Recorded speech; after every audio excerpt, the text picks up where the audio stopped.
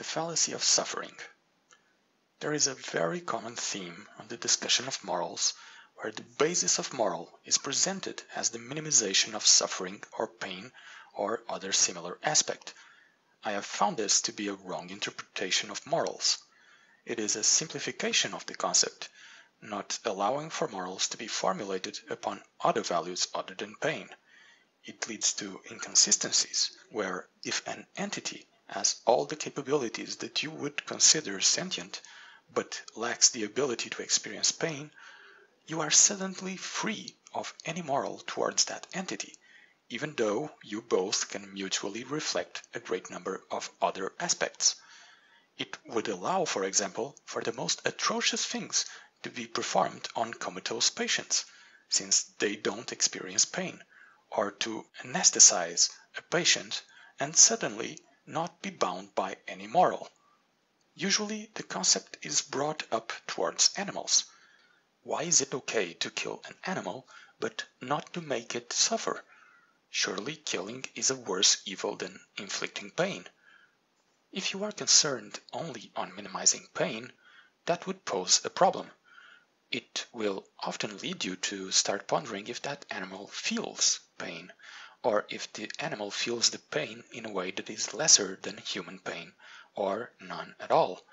Fish don't feel pain is often thrown around.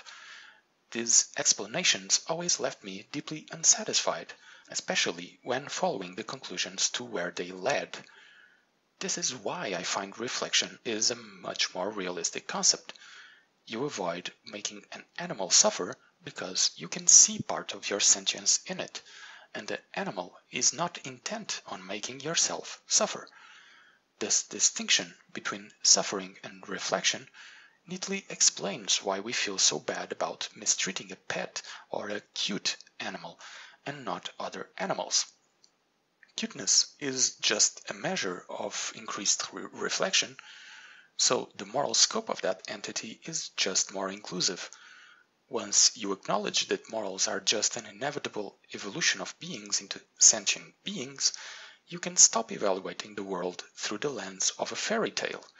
Life's purpose is to exist, to grow, and to adjust to the universe. Morals are just an efficient way to do it. You can be fined or go to jail in most places for torturing a dog, but not for killing it. The often untold and unadmitted reason for your penalty is not really that you made the animal suffer, but instead the law is reflecting back to you what kind of person ignores that suffering and is unable to reflect your own morals. Someone incapable of following morals is a potential danger to society, since morals only work if you can expect them to be reciprocated. The suffering argument is also often based on the altruistic principle that morals are created towards others. I find this argument ignores the basic principles of evolution. Evolution is individualistic. It is driven by diversity and adaptation to the environment. Evolution would never create a being capable of altruism if that behavior would not ultimately be a benefit for himself. Unfortunately, our mind plays tricks on us very often. The pleasure centers that are activated every time we do a good deed for someone else were evolved.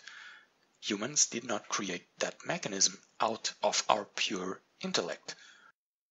Ultimately, morals cannot emerge from suffering alone.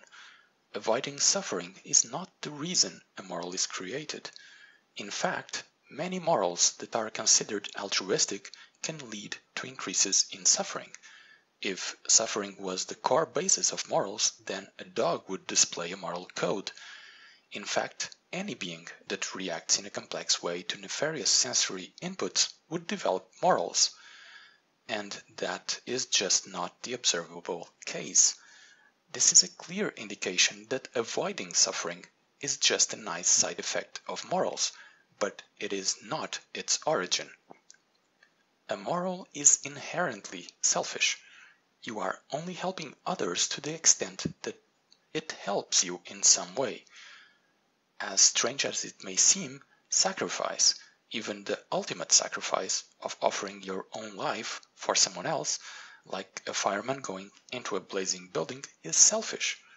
That person is making an evaluation of what she has to offer in that moment versus the rest of her life, and decided that the gain in moral values is greater in that moment, not for the moral values of others, but for the moral values of herself. The concept of altruism is a complex one. The calculation involves the lives of populations of individuals and the small benefits that altruistic behavior has into that population. It works like a natural insurance, allowing individuals to move past obstacles in life by having others that are more fortunate to spend very little and then returning the favor. The success of that strategy is such that self-sacrifice began to be applied to family members to better protect your genetic material. As you extend your scope of reflection to your neighbors or nation, you can be tricked or not tricked into sacrificing for others. Again, a reminder that the individual belief in a set of morals is not the same as the objective moral.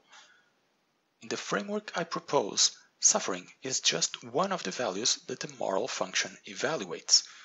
Sometimes it is the most significant, other times it's not.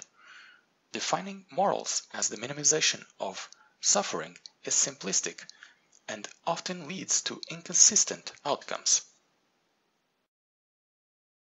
Thank you for watching.